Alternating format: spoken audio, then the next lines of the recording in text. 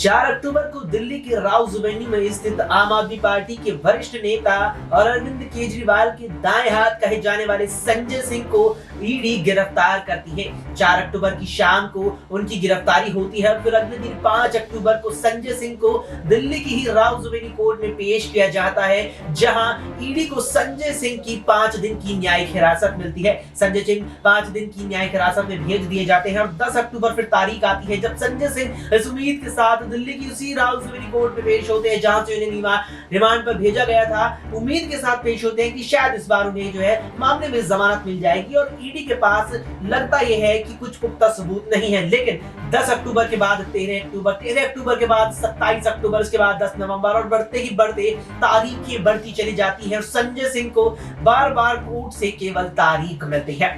यहाँ पर बात करेंगे आज हम अपनी इस खास पेशकश में संजय सिंह को लेकर के। नमस्कार, मैं अक्षय अग्रवाल और स्वागत है आप सभी का हमारे इस खास पेशकश में। बात जरूरी है हमारे इस पेशकश में बात करने के लिए हमारे सहयोगी आज हमारे साथ हैं दौलत शर्मा का स्वागत है इस पेशकश में। दौलत से हम तमाम सवालों के जवाब देंगे, जानने की कोशिश करेंगे कि आखिर क्यों संजय सिंह की मुश्किलें बढ़ती हुई नजर आ रही है और अगर यहाँ पर जो आम आदमी पार्टी कह रही है कि कुछ पुख्ता सबूत यहाँ ईडी के पास नहीं है संजय सिंह के खिलाफ और बाकी नेताओं के खिलाफ, तो क्यों उसके बावजूद पार्टी के जो नेता है वो रिहा नहीं हो रहे। तमाम सवाल है, इन्हीं तमाम सवालों पर आज चर्चा करेंगे, आज बात करेंगे अपने सहयोगी दौलत के साथ। दौलत, सबसे पहले मेरा सवाल आपसे ये रहेगा कि जिस तरह से आज एक बार फिर से दिल्ली के राउज़वेनी कोर्ट में संजय सिंह की पेशी थी, तो क्या वजह लगती है कि जहां उम्मीद लग रही थी कि राहत मिल सकती है, एक बार फिर से तारीख मिली है, जो न्यायिक हिरासत बढ़ा दी गई है, क्या वजह लगती है? जी हाँ, जिस तरह से आप यहाँ पर संजय सिंह के बारे में बात कर रहे हैं तो लगातार यहाँ पर संजय सिंह के ऊपर ईडी का शिकंजा यहाँ पर कसता हुआ नजर आ रहा है। संजय सिंह देखा जाए तो महत्वपूर्ण नेता है आम आदमी पार्टी की तरफ से। यहाँ पर आम आदमी पार्टी का जो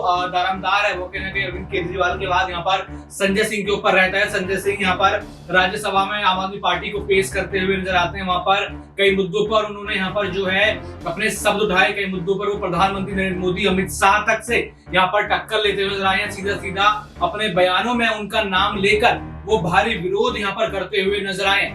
जो एक बड़ा मुद्दा हमेशा यहाँ पर रहता है सरकार के आगे अडानी और अंबानी का, उस मुद्दे को लेकर वो हमेशा मुखर होकर बोले हैं। उन दौरान उन्होंने कहा था कि जल्द ही ऐसा हो सकता है कि मेरी गिरफ्तारी भी यहाँ पर हो सकती है। और हमने देखा कि जिस तरीके से शुरुआत जब आबकारी नीति की होती है तभी से बीजेपी मोर्चा यहाँ पर खोल देती है। लगातार यहाँ पर धरने प्रदर्शन होते हैं, उसके बाद ये पूरी शिकायत एलजी, सीबीआई और ईडी को पत्र द्वारा भेजी जाती है और उस पर कार्रवाई होना शुरू हो जाती है। और फिर लगातार यहाँ पर आम आदमी पार्टी के नेताओं को जो है जेल में भरा जाने लगता है। यहाँ पर संजय सिंह की बात कर लें, यहाँ पर मनीष सिसोदिया की बात कर लें, यहाँ पर चाहे उससे पहले सत्येंद्र जैन की बात कर लें, लगातार मनी लॉन्ड्रिंग मामले में, पैसा खाने के मामले में सबको यहाँ पर जेल जाना पड़ता है। और अब बात आपने करी कि क्या राहत यहाँ पर संजय सिंह को मिलेगी कि नहीं। देखिए, यहाँ पर संजय सिंह के पास कई मौके हैं कि यहाँ पर अदालतों में जाकर यहाँ पर गुहार लगा सकते हैं। यहाँ पर पार्टी भी कहीं ना कहीं अपनी तरफ से कई जोर आजमाइश यहाँ पर कर सकती है ताकि सेंट्रल एजेंसियों के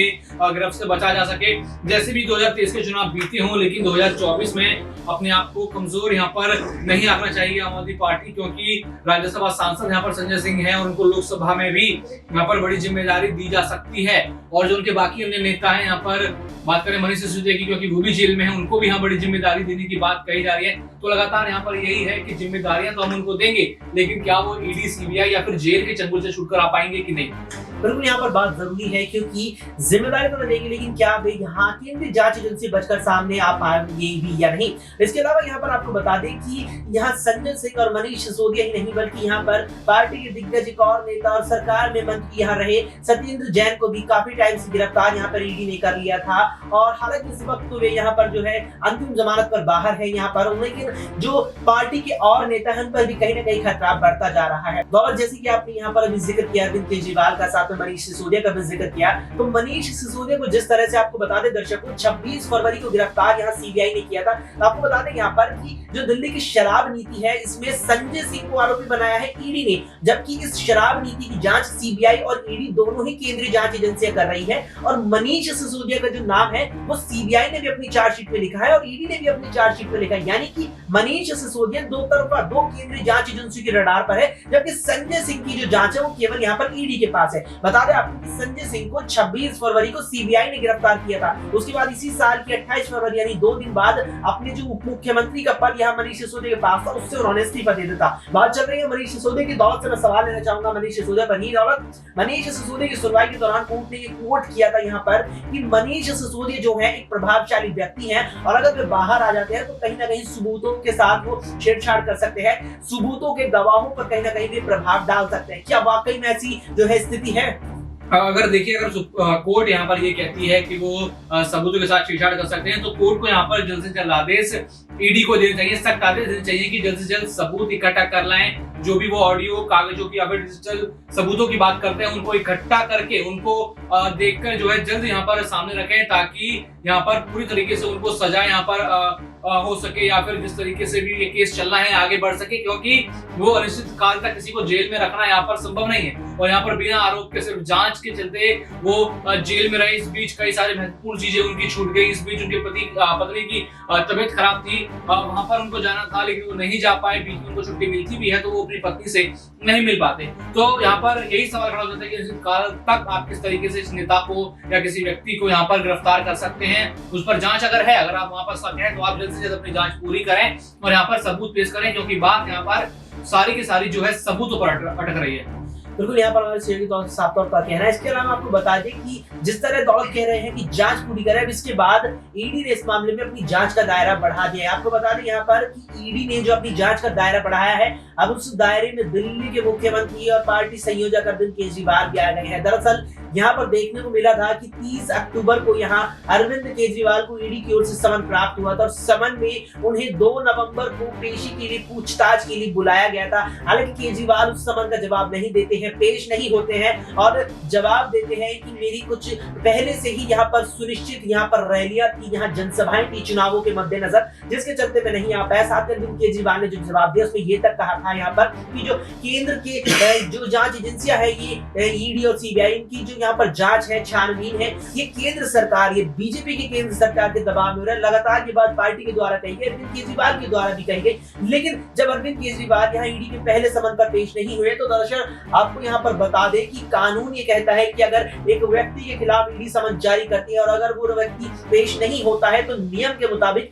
ईडी उस व्यक्ति के खिलाफ 3 समन जारी कर सकती है और अगर वो व्यक्ति तीसरे समन तक भी पेश नहीं होता है तो उसके बाद ईडी कोर्ट के माध्यम से उस उक्त व्यक्ति के खिलाफ यहाँ पर गैर जमानती वारंट जारी कराकर उसे सीधा गिरफ्तार कर सकती है। यानी कि ये चीज जो है हमें कहीं ना कहीं अरविंद केजरीवाल के केस में भी देखने को मिल सकती है। लेकिन अरविंद केजरीवाल को लेकर 1 महीने से ऊपर अब समन को बीते हुए भी हो चुका है, ईडी ने कोई कदम अभी तक अरविंद केजरीवाल को लेकर नहीं उठाया है। तो अब मेरा सवाल आपसे यही रहेगा कि एक समन जारी किया तो उसके बाद लग रहा था कि कब पार्टी संयोजक अरविंद केजरीवाल के खिलाफ दूसरा समन देखने को मिल सकता है, अब तक नहीं आया है। क्या लगता है अगला कदम ईडी क्या उठा सकती है और कब इसकी संभावना लग रही है?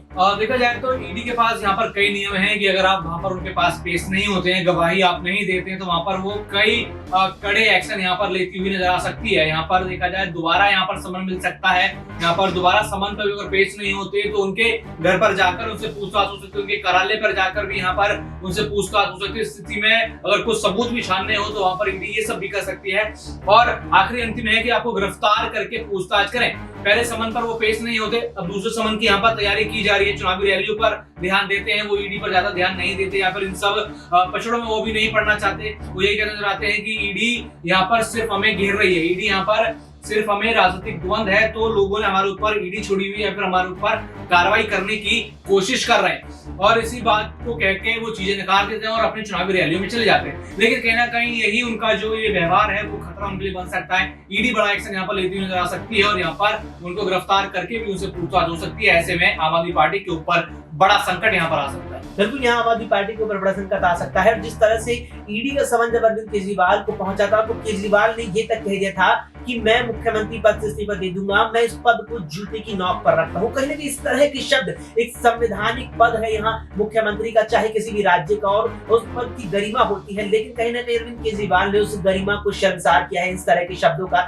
इस्तेमाल करते हुए। इस बात पर हमारे सहयोगी दौलत ने सवाल सीधा पूछा था अरविंद केजरीवाल से मुलाकात के दौरान, लेकिन इससे बचते हुए भी नजर आए थे। बहरहाल इस पेशकश को अंत देते हुए एक छोटा सा सवाल दौलत आपसे ये लेना चाहूंगा चाहूंगा कि यहाँ पर संजय सिंह का भी जिक्र हुआ, तो संजय सिंह ने आज एक बार फिर से वही किया जिस पर कोर्ट ने 13 अक्टूबर को फटकार लगाई थी। कोर्ट परिसर में संजय सिंह केंद्र सरकार पर हमलावर नजर आए और जिस तरह पिछली बार हमलावर नजर आए तो कोर्ट ने फटकार लगाई थी, क्या इस दफा भी कोर्ट फटकार अगली जो सुनवाई उस दौरान लगा सकती है? और बिल्कुल यहाँ पर पूरी संभावना है कि यहाँ पर फटकार लग सकती है। देखिए संजय सिंह की भी यहाँ पर कहीं ना कहीं गलती सामने बाहर आती है। आप यहाँ पर राजनीति करते हैं, आप राजनीति के चलते यहाँ पर दूसरे नेताओं पर निशाना साधते हैं। साथ ही यहाँ लोकतंत्र में आजादी है, यहाँ पर राजनीति में इतनी आजादी है कि आप राजनीति कर रहे हैं तो दूसरे के ऊपर निशाना तो साधेंगे, लेकिन जब यहाँ पर आपको कोर्ट ने मना किया है इसके फैसले की यहाँ पर देखा जाए तो कोई इस फैसले को झुठलाता नहीं या फिर उस फैसले से मना नहीं करता।